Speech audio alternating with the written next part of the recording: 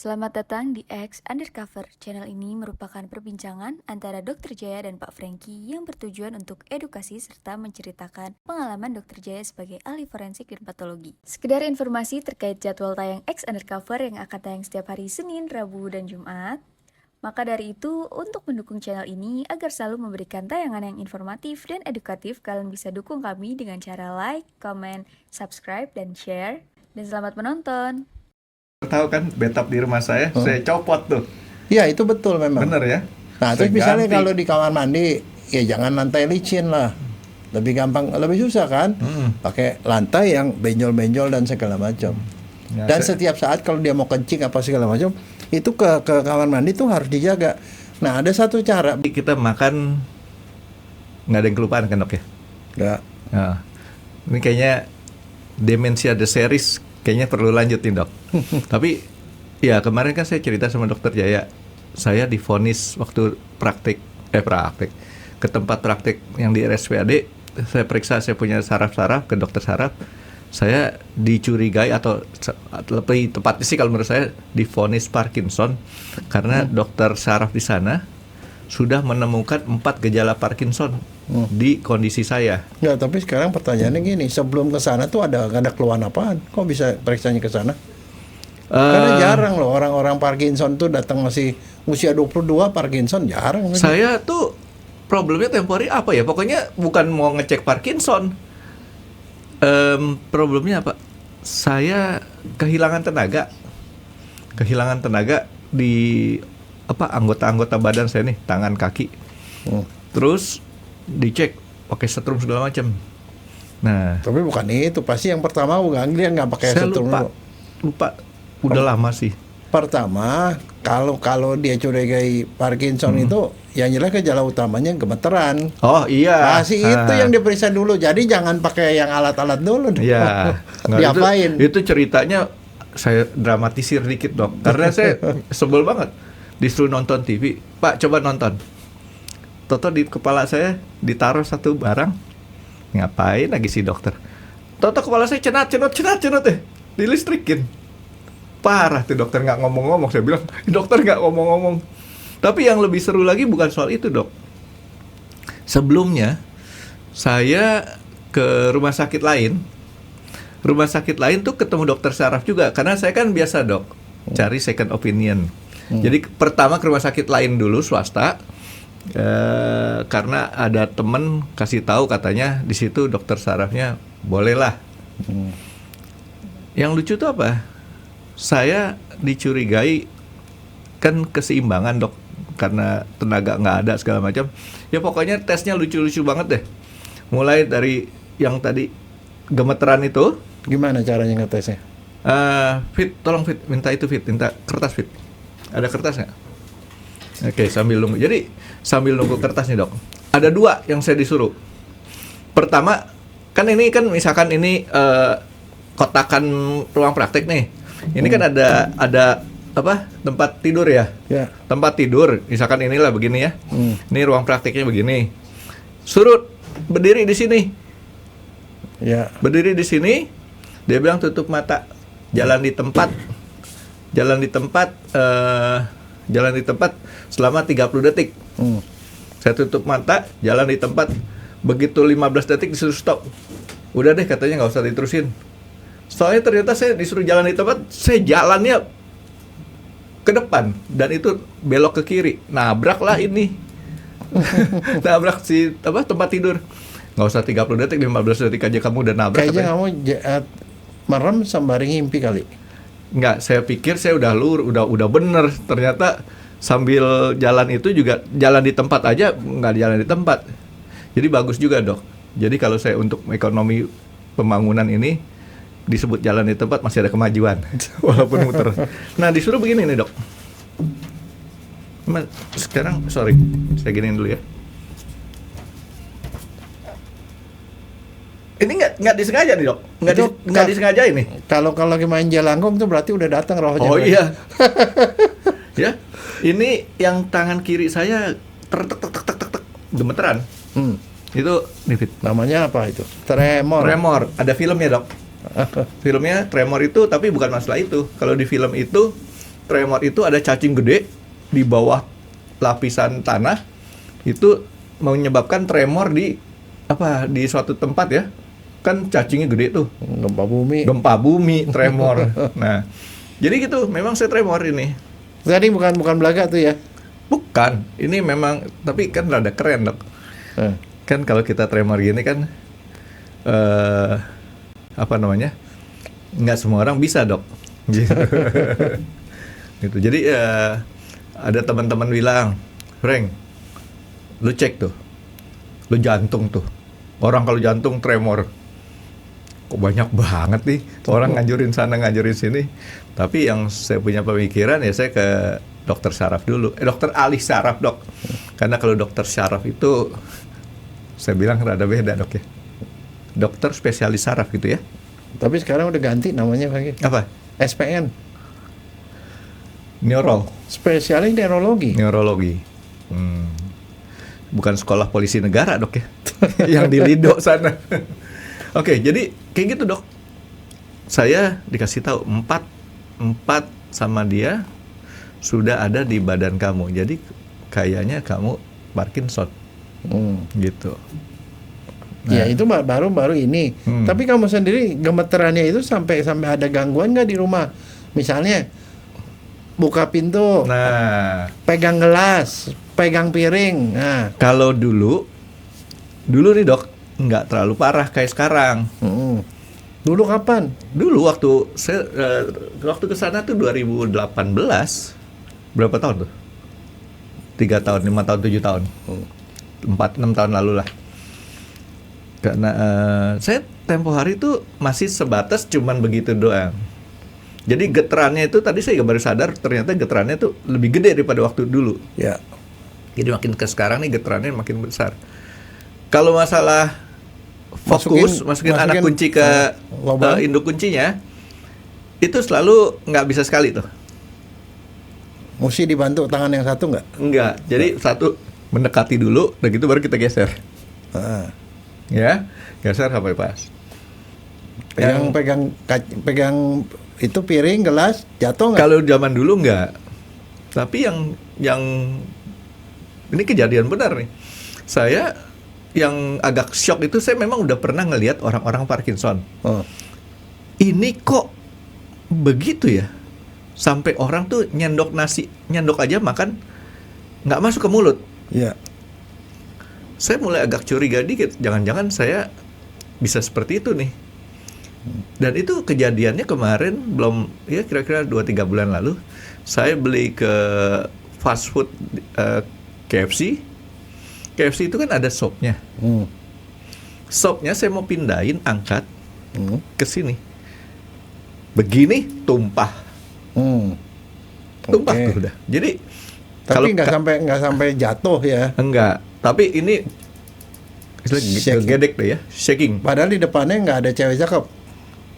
Itu bisa shaking juga. Enggak. Kalau ada cewek cakep saya malah itu saya kayaknya lebih bisa konsentrasinya saya pecah 2. Jadi saya angkat terus begini, set, jatuh tumpah. Saya baru sadar. Tumpah apa jatuh? Lain loh. Airnya tumpah. Iya. Cupnya tetap saya pegang, nggak jatuh. Itu nggak jatuh, namanya tumpah, Franky. Ya, kalau cairan tumpah.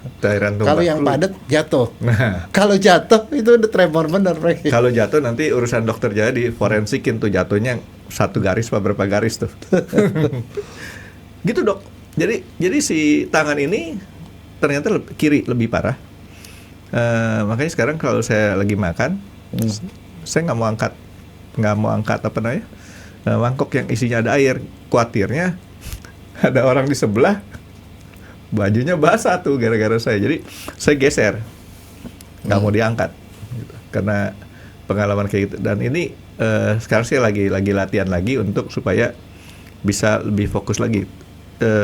Terutama kalau pas lagi capek dok. Capek tuh tremornya tambah gitu. Jadi tadi udah saya cerita dokter Jaya masalah keseimbangan saya.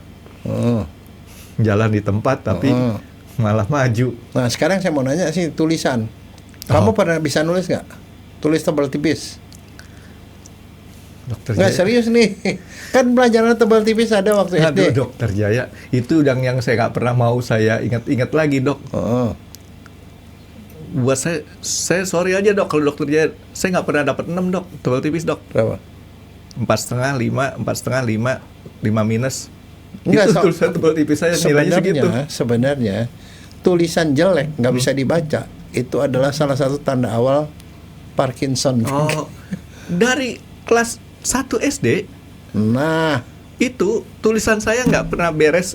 Makanya saya bilang saya nggak pernah 6. 6 itu udah alhamdulillah banget deh. Puji Tuhan. 6.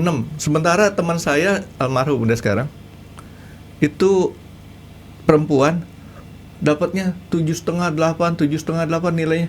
Saya ngiri bukan main. Saya itu tulis tebal tipis itu. tebal tipis huruf menulis Oke. indah zaman dulu Nah, kan, Dok. jadi kalau gitu saya meragukan ijazah kamu, Frankie. Jangan-jangan kamu ujian, kan ujian tertulis. Hmm. Tuh, bukan MCQ kan waktu itu. Enggak. Kan tulis. Yang mana nih ujian Enggak, SD? ujian yang tulis lah. Yang Ujian. pakai tulis-tulis. Heeh. Kalau kamu bisa dapat nilai bagus, berarti itu pasti di kamar gurunya diperiksa paling akhir. Ulangan, Dok. Oh iya, ulangan. Dan dia pasti nggak bisa baca. Pokoknya terserah gue lah. Pokoknya dia cap-cip pasti. Enggak, itu ada pengakuan tersendiri, Dok, dari Ibu Upi Kemala. Ibu Upi Kemala guru saya biologi di SMA 8. Beliau tuh sekarang udah sepuh juga ya, tapi belum sepuh-sepuh banget lah. Mungkin karena saat itu waktu saya SMA, beliau tuh masih muda banget gitu. Jadi beda selisih umur nggak terlalu jauh. Waktu kemarin saya telepon bukan kemarin ya, artinya tahun sekitar 1,5-2 tahun kemarin saya telepon Bu Upi, gimana? Saya bilang, Bu, saya Frankie. Ibu tahu nggak apa yang saya ingat, Bu? Ibu selalu ngomong kalau Frankie itu ulangannya itu terakhir saya baca. Karena kalau saya baca di awal ngabisin waktu katanya. Ya tapi untungnya nilai saya bagus terus kalau biologi. Nah jadi itu Ibu Upi Kemala ya. Nilai saya memang itu termasuk yang menyumbang poin tinggi lah dalam ijazah saya. Cuman kemarin kan waktu ketemu Dian tuh ada 3 pelajaran yang saya nggak bagus nilainya, yaitu cuman dapat nilai 7. Olahraga, agama, sama kesenian kalau nggak salah ya. Nggak, cuman dapat yang lainnya sih lebih dari itu. Nah, memang dokternya betul kata dokter. Saya diperiksa terakhir. Gitu. Kalau nggak dia habis waktu memperhatikan tulisan saya yang Tapi begitu. gimana dia kasih nilai kalau dia nggak bisa baca, Frankie? Ya dibaca, Dok, gitu. Ya baca pakai kira-kira. Orang semua, bukan semua, sebagian besar guru-guru saya saat itu mengharapkan saya jadi dokter. Tapi untung, Dok, saya nggak jadi dokter. Kalau saya jadi dokter, nanti saingan sama Dokter Jaya. Untungnya saya enak kayak beginilah hidupnya. Jadi supir akap. Jadi itu tulisan pengaruh tuh, Dok. Itu yang tanda awal justru. Tulisan yang makin lama makin jelek. Makin jelek. Enggak. Saya makin lama makin bagus, Dok. Enggak bener. Kalau orang tulisan gitu tiba-tiba dia makin jelek, nah itu salah satu gejala awal, Frankie. Sebelum yang lain kelihatan.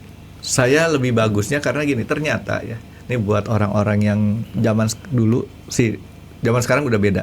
Zaman dulu kan itu ada tulis Latin yang disebut Dokter Jaya, tulis indah. Tulis tebal tipis. Itu kan tulisan sambung. Iya. Tulisan Pakai sambung. pena bukan pakai pen. Iya, Pena kan dicocol-cocol. Iya. Ya, gitu. Terus itu tulisan sambung. Kalau sekarang itu tulisannya boleh terpisah kan, Dok? Jadi huruf demi huruf.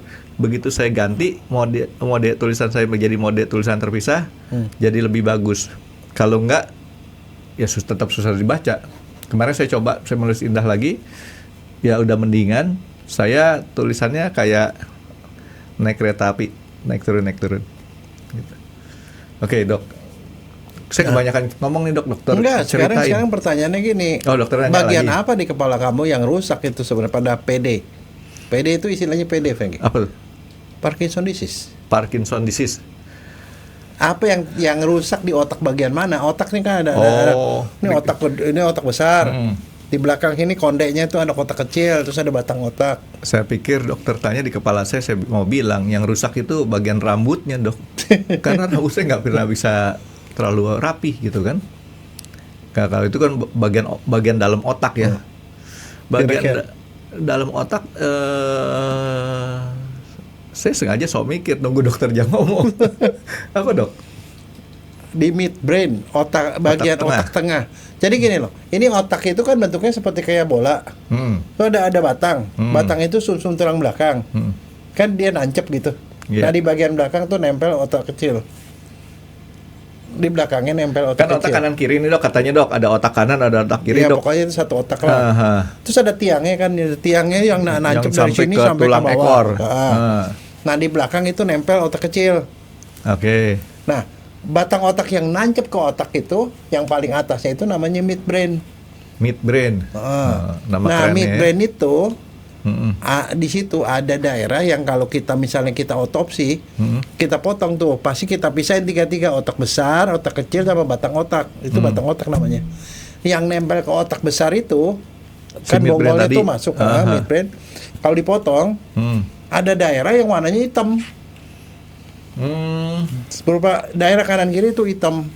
Nah, itu daerah itu namanya substansia nigra. Normalnya memang berwarna hitam gitu, Dok. Iya, makanya karena warna hitam disebut substansia, itu berarti adalah materi hitam. Nigra kan niger. Iya, niger. Substansia nigra. Nah, di daerah situ ya warnanya memang hitam. Nah, di situ fungsinya dia itu ya sepertinya kayak sebenarnya jembatan untuk segala macam berita dari atas, dari otak besar itu ke bawah, itu beritanya lewat situ pasti. Oh gitu. Nah, daerah situ menghasilkan bahan kimia, neurotransmitter, menghantarkan saraf namanya dopamin. Nah, dopamin itu berfungsi, ya, dia mengatur gerakan kecil, nulis, gerakan jari, gerakan yang halus-halus gitu loh, orang menari itu yang halus-halus. Dia ngatur itu. Nah, karena satu dan lain hal di daerah situ sarafnya rusak. Oh, saya pikir. Nah, sarafnya rusak, tidak menghasilkan dopamin, sehingga gerakan-gerakan kecil itu hilang. Si dopamin itu fungsinya cuma itu doang tuh, atau banyak antara lain lah ya. Nah, masalahnya di situ kekurangan dopamin. Makanya kalau orang yang Parkinson, kalau ke dokter dikasih obat untuk dikasih dopamin dari luar, atau dikasih bahan yang bisa mirip-mirip dopamin itunya. Nah, sekarang pertanyaannya kenapa dia rusak? Tapi dia rusak sehingga dia tidak menghasilkan dopaminnya makin kurang.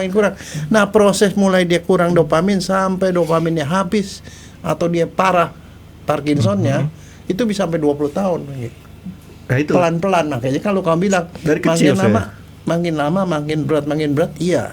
Karena Parkinson di situ adalah penyakit yang progresif, makin lama makin berat, dan itu bisa berlangsung lama. Tetapi tidak ada obatnya, nggak ada obatnya. Nggak ada obatnya. Tadi dokter bilang dikasih dopamin. Enggak, itu cuma buat kurang dopamin, dikasih dopamin. Mereduksi tapi, aja. Ya, jadi bukan mengurangi gejala, tidak, tetapi menyembuhkan. bukan obat, tidak.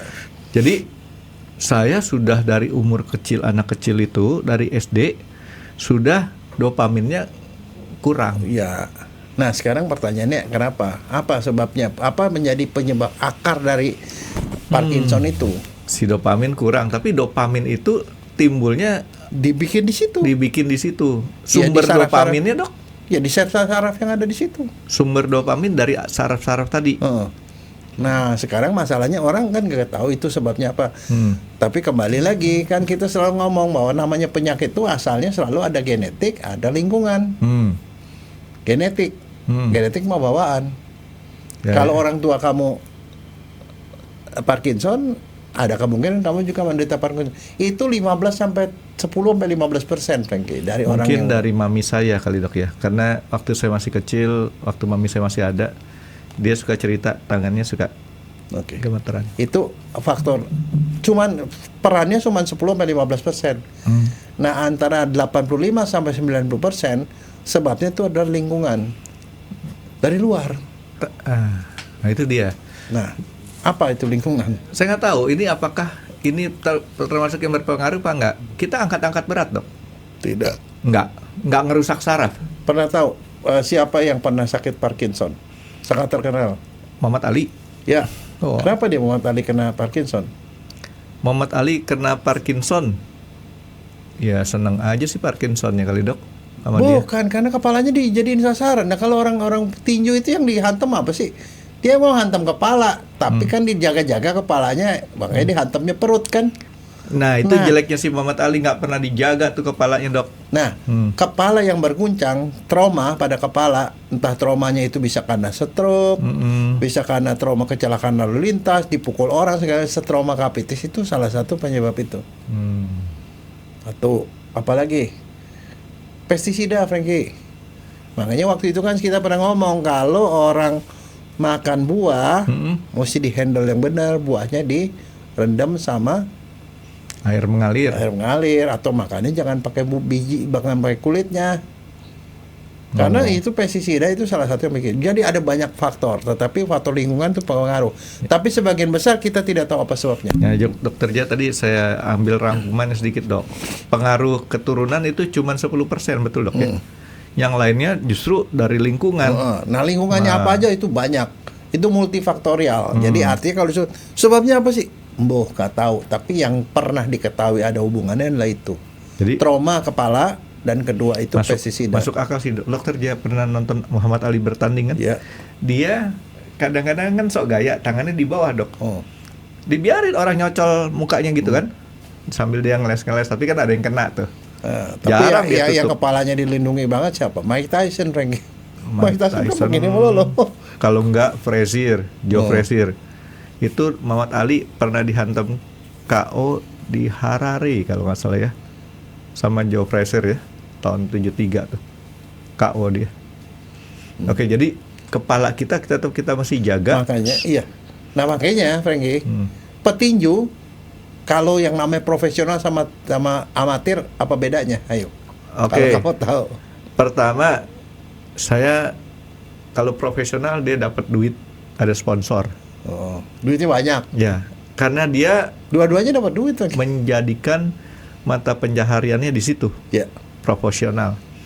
Nah, sekarang kalau kita lihat dari penampilannya, profesional dia telanjang, nggak pakai baju singlet. Apa sih? Kaos oblong, kaos singlet ya? Kaos yang nggak pakai leher, nggak pakai tangan. Terus ada pelindung kepala. Nah gitu. Kenapa kepala dilindungi? Karena kepala itu yang jadi sasaran bertinju.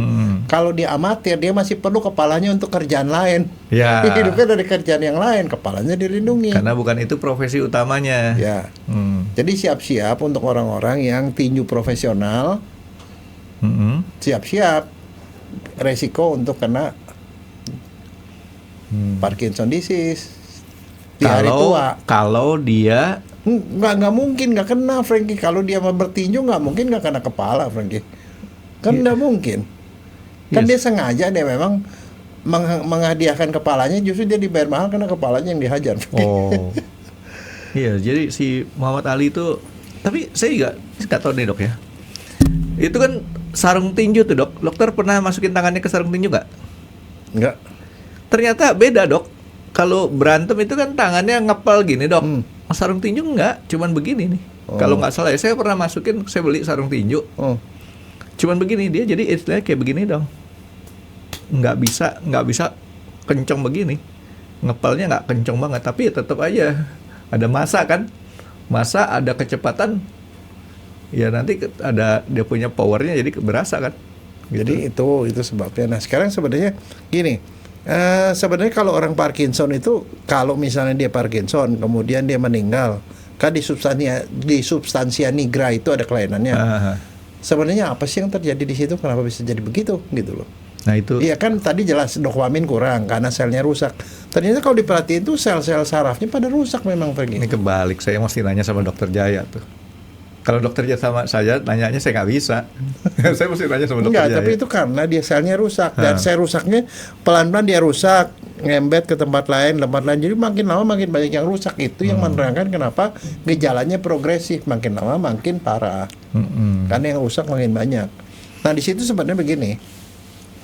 Kita tidak tahu apa yang terjadi ya. Tapi kalau kita otopsi, kita periksa di substansia nigranya itu, kan ada sel saraf. Sel saraf itu ada sel gede, ya bercabang-cabang itu, tapi ada satu cabang yang besar itu saluran sarafnya namanya akson. Nah di sel yang besarnya itu, ternyata di situ kalau orang yang itu kalau yang Parkinson, PD, ya. itu ada gambaran di situ di itunya, di selnya, di sitoplasmanya kan ada sel, ada inti sel, ada di sitoplasma itu ada benda-benda yang warnanya merah, Frankie. Nah benda itu ditemukan oleh si Tuan Louis. Louis. Si Louis itu maka disebutnya. Orang Prancis, Dok? Ya nggak tahu. Bukan Lewy tulisannya. Oh, Lewy. Si Lewy itu maka disebut tuh Lewy body.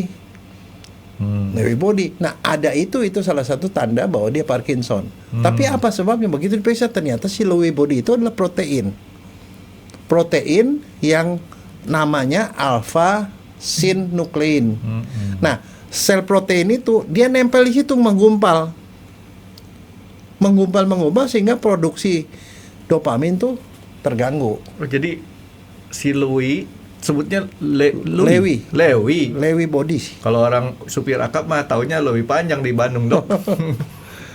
Sama Lewy yang William itu di Bogor.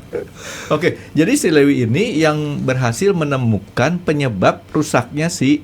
Bukan penyebab, pokoknya pada orang yang Parkinson ketemu begituan. Dikasih namanya dia. Kalau misalnya saya yang nemuin, Jaya Bodis namanya. Wis. Tapi bukan saya yang nemuin. Jaya Surya Atmaja Bodis.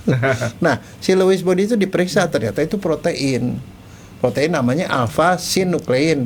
Nah, begitu diperiksa ternyata itu adalah protein yang bisa dan bentuknya gede, kecil-kecil, bisa yang gede dan gumpal dan nempel di situ. Nah dia ternyata merusak sistem yang terdapat di dalam saraf itu. Apa sistemnya? Begini, kalau ada barang-barang yang aneh-aneh seperti si protein tadi, mestinya ada dua proses yang terjadi di dalam sel itu. Bagian bersih-bersih, dibersihin sama bahan, ya, dibersihin, pagosom namanya, sama satunya lagi itu proteosom. Itu dua barang yang kemudian ngambil barang itu kemudian dibuang, dibersihin. Jadi istilahnya ada rumah kotor dibersihin. Cleaning service-nya lah, Dok, ya. Cleaning service-nya. Nah masalahnya dua barang itu rusak. Nah di saraf sendiri ada namanya mitokondria, ngasih supaya itu energi bisa jalan di situ. Jadi impuls saraf bisa jalan. Mitokondria juga rusak. Sehingga di situ aliran sarafnya itu tidak jalan, Penggi. Dok, jangan terlalu panjang dulu, ntar otak saya nggak nyambung. Dia rusak gara-gara ada protein nempel di situ. Nah, protein itu mestinya dibersihin. Nah, protein itu terbentuknya kenapa? Kok ada bisa protein nempel di otak? Kita tidak tahu. Nggak tahu. Nah, sekarang itu harusnya ada dibersihin sama si samsum yang tadi, Dok. Iya, som tadi. Yang dua sum tadi. Nah, si dua sum ini nggak menjalankan fungsinya karena dia rusak juga. Dia rusak. Nah, ada satu lagi buat menjalankan energi itu rusak ada, juga si mitokondria rusak. Nah, makanya saraf nggak jalan. Saraf nggak jalan itu mengganggu lah gerakan-gerakan kecil. Jadilah seperti yang kamu bilang tremor itu. Jadi kalau ada protein, sementara protein terbentuk di situ apapun penyebabnya atau sumbernya, selama si samsumnya tadi itu dia bisa bekerja, aman. Iya, aman. Nah, jadi itu sejauh itu yang diketahui orang sampai saat sekarang, ini. Saya pengen tahu lagi, Dok. Si samsum tadi rusak itu kenapa? Apakah karena gara dipukulin dia itu marah? Ada dua. Kalau menurut saya sih dua. Balik lagi tadi genetik sama lingkungan itu yang merusak. Tapi bagaimana mekanisme kita tidak tahu. So far cuma itu yang ketahuan. Artinya yang tadi Dokter Jaya kembali ke pernyataan Dokter Jaya pertama, genetik cuma sedikit, tapi karena gaya hidup kita dan pola hidup kita yang mungkin istilahnya kurang menjaga kita punya ini, ya rusak lah tuh dia. Nah ada sebenarnya ada satu lagi di dalam saraf itu, di dalam otak itu ada banyak sel. Ada sel saraf, ada sel yang bagian satpamnya nih. Satpamnya namanya mikroglia. Itu sel-sel yang sebenarnya satpam. Kalau ada benda asing langsung sama dia dilawan. dilawan. Dan dia kasih alarm. Biasa kalau satpam kan kalau ada apa-apa di kentongan, tong itu kan langsung pada ngumpul kan. Periwitan. Nah, dia bilang ada bahaya nih, ada benda asing. Biasanya dia keluarin bahan namanya dia mengalami peradangan. Peradangan itu manggil satpam-satpam lain tuh untuk ngebersihin itu. Tapi ketongannya dia sendiri itu bisa ngerusak saraf. Nah, adanya protein tadi, alfa sinuklein itu merangsang sel mikroglia itu nih sel-sel satpam itu untuk menyatakan nih ada peradangan nih, ada benda asing nih, yuk kita bersihin rame-rame. Waktu dia bersihin itu kantongannya itu ngerusak saraf juga. Makanya akhirnya makin lama makin banyak yang saraf yang rusak. Dari satu tempat jadi makin banyak yang rusak. Oh. Nah dok, sekarang kan gini, saya ini kan orang yang malas bekerja dok. Senangnya saya mikir. Otak saya rusak kebanyakan gara-gara kebanyakan mikir atau enggak? Kebanyakan nggak dipakai. Kerjaannya nggak dipakai? Iya lah. Wih bagus deh. Nanti saya mau jual otak saya dok. Masih mahal dong dok. Tapi nggak bisa juga masih rusak. Original. Masih segelan dok. Jadi kalau si yang tadi rusak tadi dok, itu nggak bisa disembuhin. Nggak. Jadi so far nih namanya Parkinson disease is no cure, tidak ada obat dan progresif. Tinggal tunggu waktu. Cuman itu prosesnya lama 20 tahun. 20 tahun atau lebih. Tapi masalahnya begini, ada beberapa namanya yang onset. Normal tuh 60 tahun ke atas, Franky. Ya kan gitu. Masih jauh dong, Dok. Nah, 60 tahun ke atas normal, tapi ada beberapa orang yang kurang dari 60 tahun. Itu yang disebut yang onset. Tapi sekarang pertanyaannya, berapa banyak sih orang yang kena begituan, Franky? Lah, saya belum pernah survei, Dok. Berapa banyak, Dok? 60 juta di seluruh dunia. Lumayan banyak temen ya dong saya, Dok. Banyak. Udahlah, nggak apa-apa Nah, kalau sekarang gitu. gini, karena nih kalau itu kita ngelihat tuh yang dari dalamnya ya. Artinya secara ini Parkinson disease ya orang gejala lah ada gejala. Tapi kalau saya sendiri dari segi seorang dokter forensik patologi, kalau ketemu gitu saya akan ketemu si Lewy body itu, ketemu itu. Ya, terus kemudian apa? Ya kelihatan sel-sel banyak yang mati lah itu. Tapi sekarang begini, kalau kita ngelihat nih orang, wah itu Parkinson, apa tandanya kita lihat? Oh itu Parkinson. Apa tandanya? Dari fisik muka kelihatan nggak? Terserah lah kamu lihat tuh itu Parkinson tuh gitu. Kan tadi kamu udah bilang, tadi kamu nggak ngomong ada 4 gejala kamu.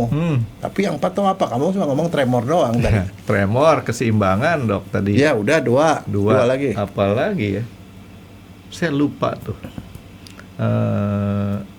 Apa lagi dok? 2 lagi dok. Banyak sih kayaknya. Tapi 4 ada di saya dia bilang. Kekakuan. Badan kaku. Enggak itu. Nggak luas. Pernah lihat nggak ada orang tua yang jalan kayaknya jalan tuh kayak robot jalan dek. Jalan kayaknya susah seperti ngambang dia seperti kayak takut gitu. Oh, berarti bukan saya dok. Nah, kalau tadi yang kamu bilang kamu keseimbangan itu namanya balance. Yeah. Gangguan balancing, gangguan keseimbangan. Jadi orang yang gitu gampang jatuh. Gampang jatuh. Iya. Kaku. Benar tuh dok.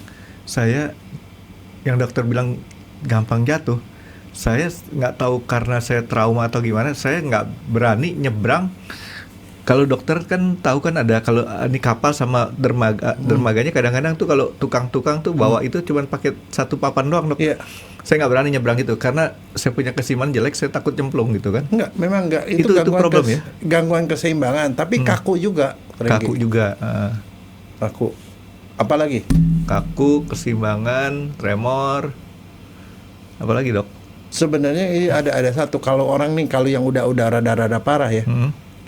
Dia respon menjawab atau apa tuh lama, Franky. Mau ngomong lama. Itu respon. Bukan saya lah dok. Ya itu kalau lanjut, saya bilang. Kalau lanjut tuh bisa seperti itu. Tapi itu yang kelihatan. Ada yang nggak kelihatan, Franky. Orangnya depresi. Kadang dia ngerasa, nih gue nih susah amat mau ini jadi gangguan aktivitas hari. Jadi dia bisa depresi, bisa cemas, gangguan tidur. Kadang-kadang gangguan tidur. Nah. Mungkin itu saya tidur memang problem. Saya tidur nggak lama bangun. Mungkin banyak yang dipikir dok. Ya. Gaya. Iya kadang-kadang ada ini halusinasi atau segala. Kadang-kadang bisa seperti itu kalau dia udah parah. Nah sekarang masalahnya kalau seperti itu ada tanda-tanda itulah, biasanya orang tua ya kayak begituan, kita mesti bawa ke dokter. Dokter apa? Saraf. Oh, saraf. Dokter umum juga bisa. Dokter umum tahu tuh itu Parkinson. Kalau dokter umum itu biasa akan ngirim ke dokter saraf nantinya. Bisa ke dokter penyakit dalam nggak ada masalah. Itu dikirim juga ke dokter saraf. Tapi nanti setelah dokter saraf diapain? Jangan-jangan nanti ke dokter gigi dulu, dokter gigi dikirim ke dokter saraf lagi. Nggak apa-apa, karangnya dibersihin dulu lagi. Kan udah kita bilang kan, kalau ke dokter gigi 3 bulan sekali, kamu jangan lupa. Kamu gitu ke dokter gigi, kamu meminum gitu kan, disuruh kumur, begini dikirim dokter gigi, dikirim ke dokter saraf. Betul loh. Bener dok. Saya kan ke dokter gigi, saya supaya daripada saya malu pakai tangan kanan. Kadang-kadang saya pakai 2 tangan. Kan begini kan? Ya kita kumur tumpah lah dok. Kalau saya kayak gitu. Iya, makanya kan saya bilang, jadi dokter gigi dikirim ke dokter saraf, nggak ada masalah. Ujungnya ke dokter saraf. Oke dok. Nah oke, sama dokter saraf diapain sama dokter saraf tuh? Nah itu yang. Coba kamu ceritain pengalaman kamu. saya dicek begitu, terus kemudian akhirnya saya terakhirnya pokoknya saya di MRI. Ya. MRI full dari ujung kaki sampai kepala tuh. Dan akhirnya ketemu di otak saya sebelah kiri. Itu kalau nggak salah dia ngomong, ini ada nih pembuluh darahnya mampet di sini nih katanya nih. Nggak jalan. Itu salah satu penyebab, Frankie. Pembuluh darah mampet di daerah situ kurang darah. Itu kan sebenarnya sama seperti orang trauma gitu kan. Ada bagian saraf yang rusak, akhirnya terjadi. Terus saya dianjurin berobat menggunakan satu metode. Apa? Ya, itu singkatan Dokter Jaya namanya, Dok. Apa? Dokter Jaya Suryaatmaja. Oh, desa. Loh, kamu nggak kerjain? Nggak. Lah, padahal kalau kerjain kamu jadi pinter, Frankie. Nggak, Dok. Tiba-tiba kamu bisa sepinter Elon Musk loh. Nggak. Karena ya istilahnya kan saya tanya diapain tuh. Itu cuma dimasukin doang, nanti bisa sambil dilihat katanya masuk sampai mana. Ya ampun, diceritain lagi. Dimasukin cuma disemprot doang. Desa Ya, itu problemnya dok, saya ngeliatin badan saya dimasukin sesuatu gitu. Enggak, kan. jangan mikir, kamu liatin kamera, liatin itu aja, liatin TV-nya aja di atas, keliatin ada selang masuk gitu. Di sini, nah ini mampet ya Pak, sedot disemprot. Boleh nggak kita dipingsanin, ditidurin? Boleh. Dia nggak ngomong gitu, saya mungkin pilih fasilitasnya di nah, kamu salah, tahu begitu aja. kamu bisa jadi orang pintar loh, Frankie. Kenapa, di Dok? desa kemarin pasti lebih cerdas lah begitu. Nggak usah dok, sekarang udah cukup cerdas dok. Terus udah gitu dianjurin seperti itu, saya iyain aja, tapi saya nggak kerjain. Nah, itu nggak patuh, pasien yang tidak patuh, Frankie. Mungkin Tidak patut dicontoh. Tidak patut. Ya karena saya udah diceritain, nanti Pak, nanti itu akan itu, nanti yang ini akan dibuka katanya. Enggak, tapi kalau kayak kamu tuh penyebabnya jelas. Saya sih udah yakin lah ya, memang pengobatan metode ini bagus ya. Cuman mungkin nggak cocok di ini otak enggak, saya dia nih. neranginnya kurang tepat. Kurang Kalau saya friendly. saya bilang nggak apa-apa, itu kan cuma gambar kamera doang, kamu nggak diapa-apain kok gitu loh. Atau alternatifnya tadi saya kan nanya, saya nggak nanya sih, bisa nggak saya dipingsanin atau dikasih dikasih bius dulu, karena saya di MRI aja bius total tuh, saya nggak bisa masuk ke ruangan sempit. Jadi kalau dalam ilmu K3 itu klaustrofobia. Iya, itu ada istilahnya. Fobia terhadap tempat sempit. Iya, atau confined space atau apa ya? Masuk ke ruangan yang sempit itu saya nggak bisa. Jadi pernah dicoba. Kalau kita yang pakai CT scan itu kan gede. Itu saya aman, masuk deh tuh kepala saya sama badan, karena saya masih bisa ngelihat enak. Begitu yang MRI masuk, begitu itu buset, mata saya langsung adep-adepan sama temboknya, pencet bel langsung 3 kali begitu, panik. Bapak di bius total aja. Ya udah, bius total aja. Bius sudah sampai selesai baru bangun dapat hasilnya. Nah kalau saya dibilang di Jaya Surya Rajanya tadi itu di Sotal, mungkin saya oke tuh saat itu. Kalau nggak dibilangin saya udah mikir-mikir, ya ampun, gimana sih ngeliatin nih badan saya dimasukin apa gitu kan. Nggak, itu dia dalam rangka mencari penyebabnya. Karena stroke itu juga bisa bikin gitu. Itu jadi pokoknya ada gangguan peredaran darah itu bisa seperti itu. Barangkali salah satu sebabnya. Iya itu. Oh iya. 2018 kan saya kena stroke. Jadi saya ingat problemnya, saya mau tahu. Iya, sebenarnya kan kalau kamu di DSA, kemungkinan kamu nggak stroke dan mungkin juga Parkinson kamu baik. Mungkin. Udah, sekarang yang penting sekarang masih bisa, besok golf lah. Oke, sekarang kayak gituan kan tahu itu tidak bisa diapain. Terus apa lagi kamu yang bisa dikerjain setelah ke dokter Sarah? Ya. Kan kadang-kadang dikasih obat, kamu nggak dikasih obat? Ada banyak dikasih obatnya apa saya lupa, tapi lumayan banyak lah. Terus memperbaiki? Saat itu saya nggak terlalu perhatiin tuh, tapi yang jelas lebih enak lah ya. Lebih enak, tidur lebih gampang gitu. Nah itu kan gangguan tidurnya berarti karena itu juga. Jadi dia akan memperbaiki gejala. Tapi tetap sekarang masalahnya gini, kan kita tahu tuh kan kalau kamu kan kalau menurut saya sih ringan kamu, nggak terlalu berat. Jangan lah dok, jangan yang berat-berat dok. Enggak, kamu ringan, tapi saya cuma kasih tahu itu progresif. Nah kalau ada orang yang anggota keluarganya seperti itu, biasanya selain ke dokter saraf kadang-kadang kalau bilang bahwa orang ini sampai ada yang kadang-kadang sampai gangguan jalan susah, sampai dia gampang jatuh. Makanya kan sebenarnya itu yang jelas pertama keluarganya harus ngerti dia kena sakit apa. Yang kedua tuh harus disupport. Karena misalnya contoh, kalau orang yang seperti itu kadang-kadang makanannya bisa berantakan tuh. Makan berantakan bisa kemana-mana. Nah ini kan mungkin harus dibantu, disuapin segala macam. Kalau jalan-jalan sendiri nggak bisa. Beberapa orang terpaksa harus pakai tongkat. Kadang-kadang ada juga yang harus pakai kursi roda. Dan dia harus dibantu supaya nggak jatuh. Barangkali di lantainya tuh harus dikasih, jangan sampai ada barang tempat-tempat yang tajam-tajam dan segala macam supaya nggak jatuh. Atau mungkin harus ada babysitter sendiri. Kadang-kadang berapa orang nama dokter dikirim ke fisioterapi. Jadi artinya harus disupport tuh supaya dia tuh tidak membahayakan dirinya sendiri. Dok, kalau kayak kemarin kan saya di ozon nih, mengaruh nggak? Enggak. Apa? Ozon ya mempengaruhi, mungkin ya membuat kamu lebih bugar. Oke. Bugar tapi nggak ngobatin. Tapi dia bisa untuk istilahnya Ya. nggak mempercepat. Oh enggak, dia malah otaknya ya bagus Mengurangi karena ya. mekanisme metabolismenya jadi lebih bagus. Jadi kita banyakin oksigen nggak jelek lah ya. Iyalah. Oh yang paling perlu oksigen paling banyak kan otak. Nah jadi itu perlu gitu. Nah sekarang apa yang harus dilakukan pada kondisi gitu? Yang jelas satu tadi harus ke dokter. Kedua itu harus dijaga ya. Lifestyle-nya harus diperbaiki. Mungkin ada beberapa hal yang kalau yang membahayakan ya jangan sampai ada. Misalnya contoh nih, orang udah Parkinson gitu di rumahnya ada bathtub. Wah, Jatuh, Frankie. dokter tahu kan bathtub di rumah saya copot tuh. Iya itu betul memang. Bener ya. Nah terus misalnya kalau di kamar mandi, ya jangan lantai licin lah. Lebih gampang, lebih susah kan? Pakai lantai yang benjol-benjol dan segala macam. Ya, Dan setiap saat kalau dia mau kencing apa segala macam, itu ke kamar mandi tuh harus dijaga.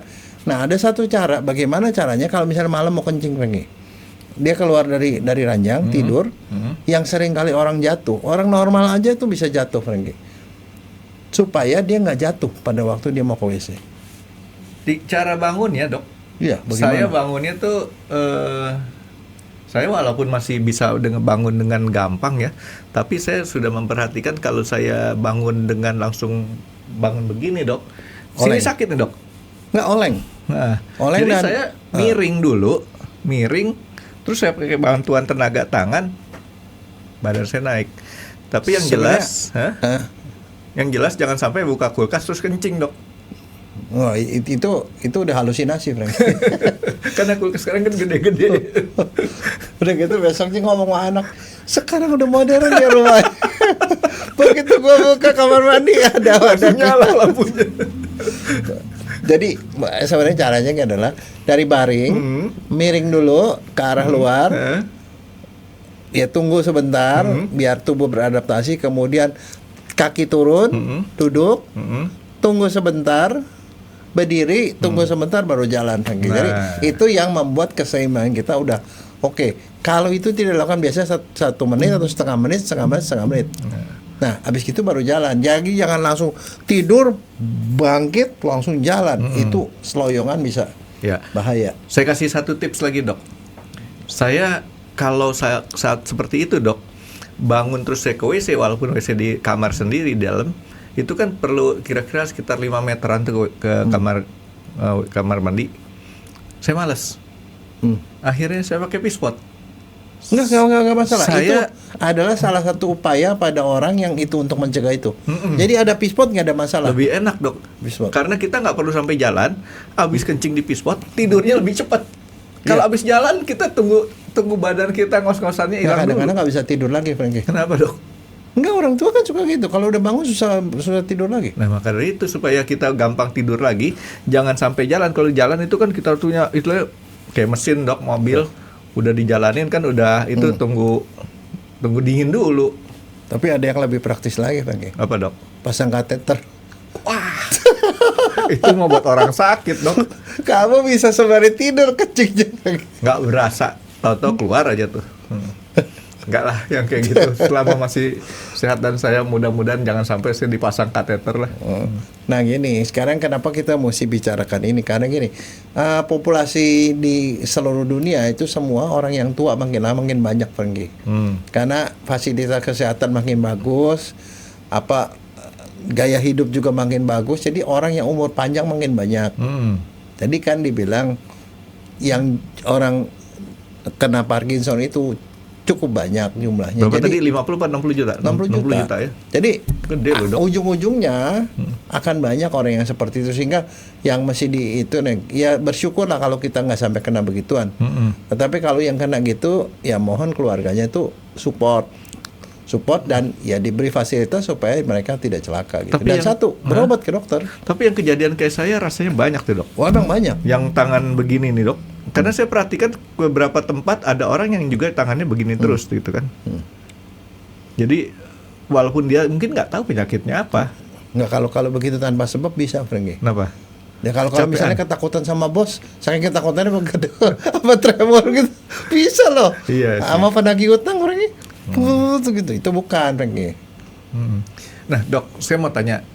Tadi dokter bilang kan pertama adalah bukan pertama. Kebanyakan itu usia lanjut di 60 ke atas, dokter bilang tadi. Sedangkan saya tadi dari kecil menulis itu udah menunjukkan gejala-gejala yang kurang bagus di pertumbuhan otak tengah saya, Dok ya, si midbrain tadi ya. Midbrain ya. Nah, umum nggak sih, Dok, anak kecil tuh seperti itu? Umum, tetapi itu bisa dilawan dengan cara dia dididik pada waktu itu. Jadi mungkin perlu kamu pada waktu itu ada guru les yang rada-rada galak. Tulis indah, belum itu, ulang lagi, itu bisa dilatih, Frankie. Cuman habis gitu, kalau kamu tulisnya udah bagus, nggak bisa jadi dokter.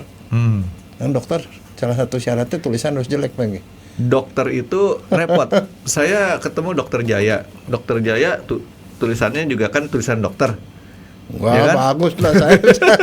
Tapi WA-an juga sama. WA-nya WA dokter juga. Susah dibaca WA-nya, Dok, karena tipe melulu.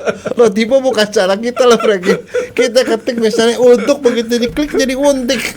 Jadi habis diketik mesti dibaca lagi di rumah lagi. Jadi saya bilang kalau sama teman-teman, kalau dokter tuh main sama dokter tuh jangankan resep, saya bilang WA aja tuh udah kayak tulisan dokter. Nah, oke, Dok. Balik kepada si penderita Parkinson, PD.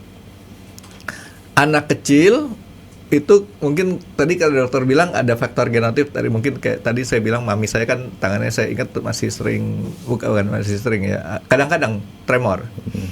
Nah, itu masih bisa dihambat gitu, Dok ya. Nggak bisa dibetulin tuh ya. Enggak. Itu kalau proses ya. Sekarang saya mau tahu laki sama perempuan, gender mana yang lebih banyak ininya, Dok? Antara laki perempuan atau imbang aja atau enggak? Itu imbang aja. Enggak pengaruh.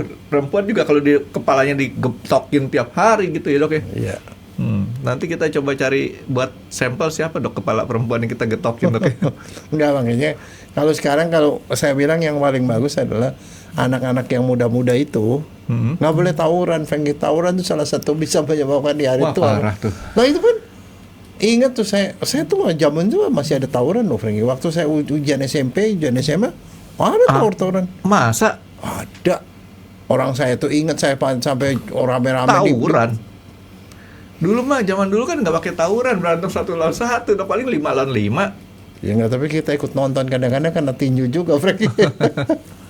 Nggak, tapi itu ya kayak begituan. Jadi itu dicegah. Artinya anak-anak sekarang tuh harus lebih sadarin bahwa mereka mungkin nggak sadar yang mereka derita sekarang tuh timbulnya nanti sekian tahun ke depan gitu, Dok ya. Karena terakumulasi terus kan. Ya. Nah, terus kemudian kalau misalkan kita naik motor, naik motor juga sama. Orang kecelakaan lalu lintas banyak sekali. Dan saya udah pada survei ya, yang namanya orang kecelakaan lalu lintas sebagian besar yang kena kepala, Frankie. Kepala, apalagi kalau kebanyakan sekarang nih pakai helm. Helmnya cuma sekedar asal dipakai aja. Kepalanya kena, helmnya muncrat kemana dia kadang-kadang nggak diikat, dicetikin apa sih, disambungin bener tuh ya.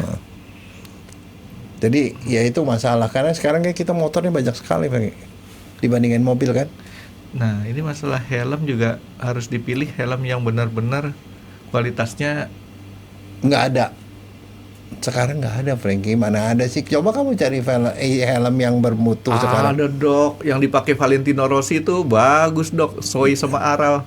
Aral. Ya itu harganya hampir sama motor, Frankie. Iya, betul. Jangan gitu, karena yang dipakai orang itu kagak kan kebanyakan. Karena kenapa? Salah satu yang makanya anak saya tuh nggak ada yang bisa motor, Frankie. Mereka bilang minta motor. Anak saya kan sekolah di Bandung. Motor. Saya bilang enggak. Kalau kamu minta motor nggak bakal dibeliin mobil. Ya udah, dia nggak pakai motor. Kenapa? Karena setiap hari saya liatin tuh banyak sekali yang kepalanya pecah di RSCM ini. Kecelakaan lalu lintas meliputi separuh dari kematian yang ada di RSCM di bagian forensik. Separuh. Kecelakaan lalu lintas. Iya, separuh. Jadi kalau 1.000 kita 4.000 otopsi, waktu itu saya 2.000-nya itu kecelakaan lalu lintas. Dan dari 2.000 mungkin 1.800-nya itu kepala kan apa. Saya ingat ada teman saya tempo hari, padahal nggak naik motor, naik mobil. Mobil dia tabrakan, kapnya lepas, ininya separuh hilang. Dan satu yang sekarang udah hilang, Frankie. Kalau zaman dulu tuh ya, kalau laki-laki nggak pulang ke rumah, ada palang pintu, Frankie. Sekarang udah nggak ada. Palang pintu tahu ya? Tahu. Rumahnya dulu kan di palang itu, palangnya gede gitu. Kalau suami pulang malam, plentung langsung benjolnya. Kalau orang yang nggak tahu palang pintu, nonton aja film kerajaan-kerajaan Cina atau kerajaan-kerajaan. Enggak, dulu waktu zaman saya kecil di Betawi masih banyak begitu palang pintu. Iya, palang gede pintu. loh, itu palang gede loh. Ya karena pintunya kan 2 gitu, Dok. Supaya nggak dijeblak itu kan dipalangin gitu. Sekarang kalau film kartun, siapa yang paling gampang kena Parkinson disease, Frankie? Film kartun. Itu yang lawannya Giant. Giant kan begitu temennya itu langsung dihajar. Bukan, tapi yang jelas trauma kapitis itu papanya Shinchan, Frankie. Saban kali dia ngeledek mamanya dipentung sampai benjolnya 3 tingkat. Itu sama juga kayak Scooby-Doo kan. Gitu. Benjolnya 2 tingkat, 3 tingkat gitu ke atas. Itu Parkinson masih tuanya, Frankie. Tapi untung, Dok.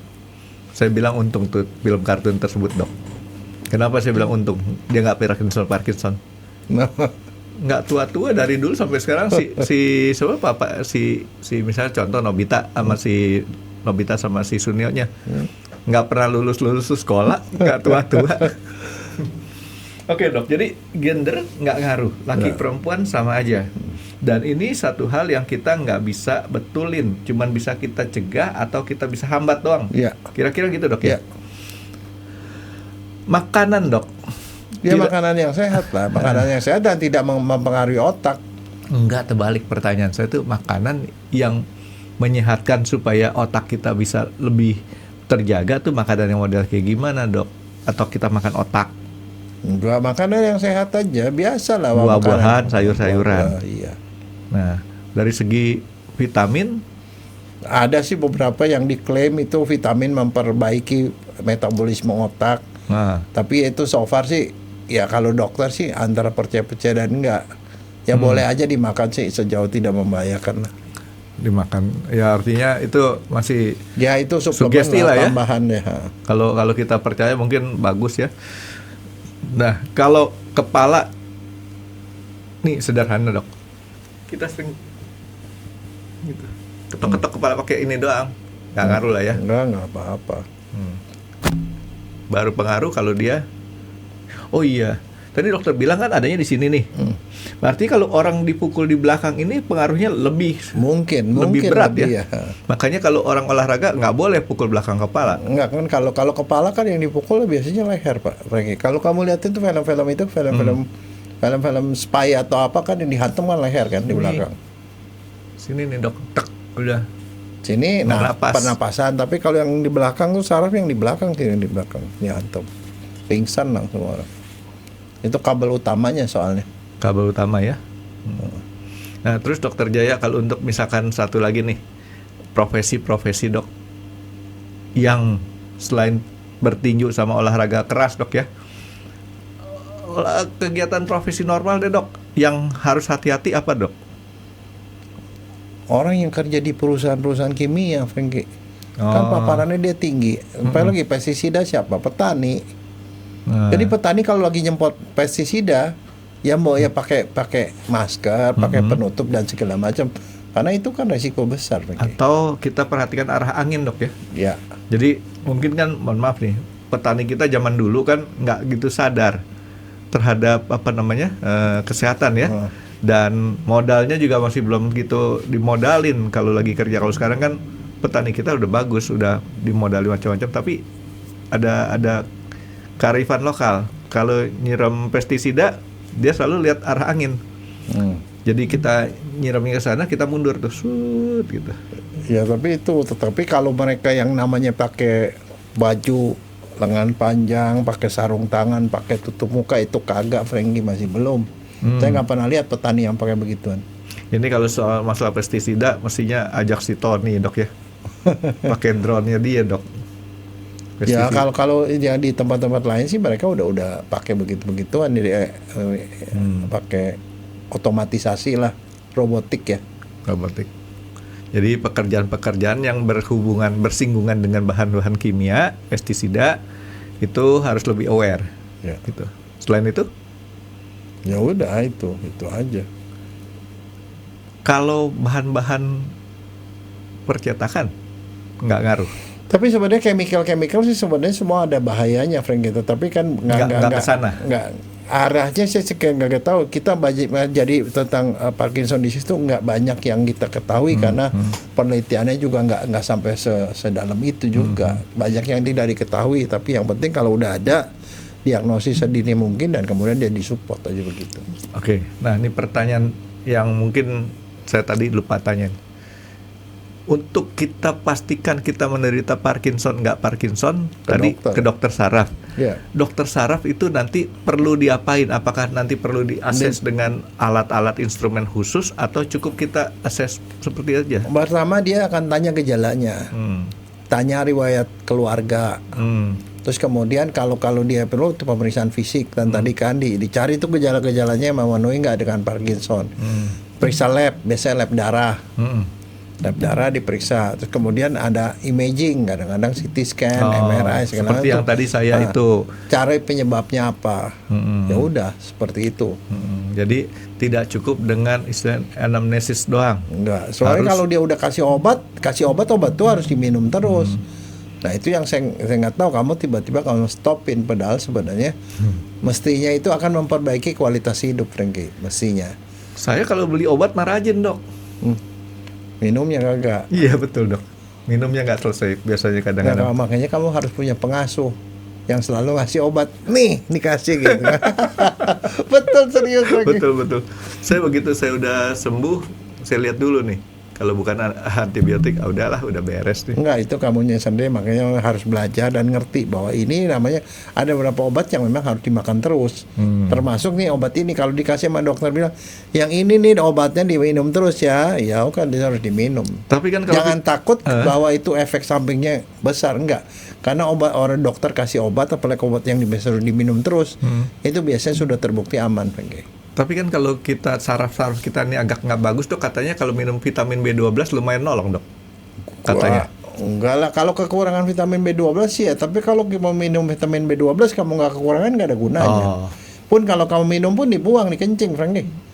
Dalam 1 hari atau 2 hari dia akan dibuang di kencing habis, nggak ada gunanya juga. Jadi nggak sana ya. Enggak. Oke, jadi jangan sampai salah beli obat nih dok. Ya. Karena banyak juga yang saya lihat beberapa penjelasan vitamin B12 bagus gini. Enggak, itu kalau secara umum sih B1, B6, B12 itu bagus buat saraf. Secara Itu umum kalau dia kekurangan. kalau dia kekurangan. Tapi kalau selama kamu makan sehat, Heeh. ya makanan sehat, ya udah Itu pasti nggak- udah nggak- cukup, nggak perlu. mencukupi lah. Jadi nggak perlu double ya. Ya. Oke dok, jadi nanti saya coba deh dok. Ini saya betulin, saya punya ini. Nggak evaluasi, balik ke dokter lagi yang kemarin, lihat progresnya gimana dari dulu sampai sekarang. Lah makin tambah apa enggak? Udah naik pangkat kali dok. Kemarin dia mayor, sekarang udah apa ya? Enggak, Kan dia sekarang dokter militer. kamu mulai susah, nah, masukin anak kunci Enggak. makin susah. Enggak sekarang dok, enggak juga dok. Terus lihat nih, sekarang nih kamu bikin tulisan, setahun lagi kamu bikin tulisan kamu makin jelek nggak gitu? Enggak dok, sekarang dok ya, saya nggak kesulitan lagi masukin anak kunci dok. Kenapa? Sekarang push start and stop button dok, nggak pakai anak. Terus Nggak, tapi berarti alat untuk menguji jadi hilang dong satu. iya. Terus untuk rumah misalkan gitu ya, tolong bukain dong pintu. Nggak perlu saya gitu lagi, enak dok. Salah satu buat ngujinya apa, Franky? Kamu pergi ke restoran Korea, Franky? Tapi Tahu nggak kenapa? pakai chopstick, pakai sumpit. Chopsticknya kan dari logam. Tapi nggak usah. Kemarin Itunya itu terus Kemarin waktu apa? kita makan dimsum, dokter lihat saya punya siomay nuntal keluar karena gemeteran. Itu kalau di restoran Korea semuanya itu dari logam lagi. Pakai chopstick. Nah, itunya gelasnya. Kalau kamu itu kelotang pasti berbunyi. Dan dia punya sumpit. Mereka Korea sama Jepang itu ujungnya lancip. Nggak suka saya tuh, licin. Nggak tahu, tapi kalau yang logam itu lebih licin, yang Korea Iya. licin pengen. Kalau yang Jepang masih mending kayu. Ya betul. Iya kan? Nggak mungkin pleset. Kalau itu pleset dulu. Jadi kalau orang makan Korea jatuh melulu nih. Itu ketahuan kalau itu Parkinson. Oke dokter Jaya, ada tambahan lain nggak dok masalah si PD ini dok?